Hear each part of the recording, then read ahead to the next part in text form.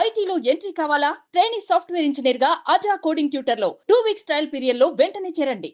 ఇవాళ రైతులకు తెలంగాణ ప్రభుత్వం గుడ్ న్యూస్ చెప్పనున్నట్లు తెలుస్తోంది. ప్రజాపాలన విజయోత్సవాల్లో భాగంగా మహబూబ్ నగర్ లో నిర్వహిస్తున్న రైతు పండుగను నేడు ఘనంగా ముగించేందుకు ప్రభుత్వం భారీ ఏర్పాట్లు చేసింది. సభకు సీఎం రేవంత్ రెడ్డి ముఖ్య అతిథిగా హాజరై అన్నదాతలు వ్యవసాయ రంగానికి సంబంధించిన కీలక ప్రకటనలు చేయనున్నారు.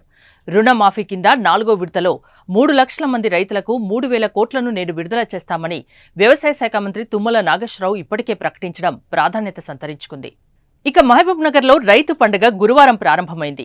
వ్యవసాయం, ఉద్యాన, పశువైద్య, మత్స్య, పాడి రంగాలకు చెందిన స్టాల్స్ ని ఏర్పాటు చేసి అన్నదాతలకు అవగాహన కల్పిస్తున్నారు. పంటలు, వ్యవసాయ పద్ధతులు, యంత్రాలు, ఎరువులు, పురుగు మందులు, ప్రకృతి సేద్యం తదితర అంశాల్ని అధికారులు, శాస్త్రవేత్తలు, ఆదర్శ రైతులు వివరిస్తున్నారు.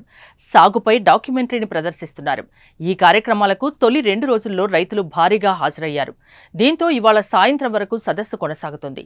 ఈ సదస్సులో సీఎం రేవంత్ రెడ్డి పాల్గొనబోతున్నారు. సదస్సులో భాగంగా వివిధ స్టాల్స్ ని సందర్శించి రైతులతో మాట్లాడనున్నారు.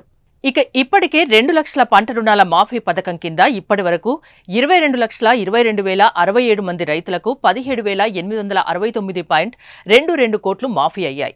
మొదటి విడత కింద జూలై 18న 11,34,412 మందికి, లక్ష వరకు 6,034.97 కోట్లను, రెండో విడతలో 6,40,823 మందికి, 1,50,000 వరకు, రెండో విడతలో 6,40,823 మందికి, 1,50,000 వరకు, 6,190.01 కోట్లను, మూడో విడతగా ఆగస్టు 15న 4,46,832 మందికి, 2 లక్షల వరకు 5,644.24 కోట్లు జమయ్యాయి.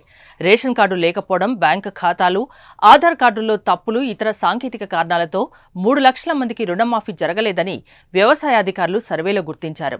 వీరందరికీ రుణమాఫీ చేయడానికి 3,000 కోట్లు అవసరమని అధికారులు నివేదించారు. ఈ మేరకు ఆర్థిక శాఖ నిధులను సిద్ధం చేసినట్టు తెలిసింది.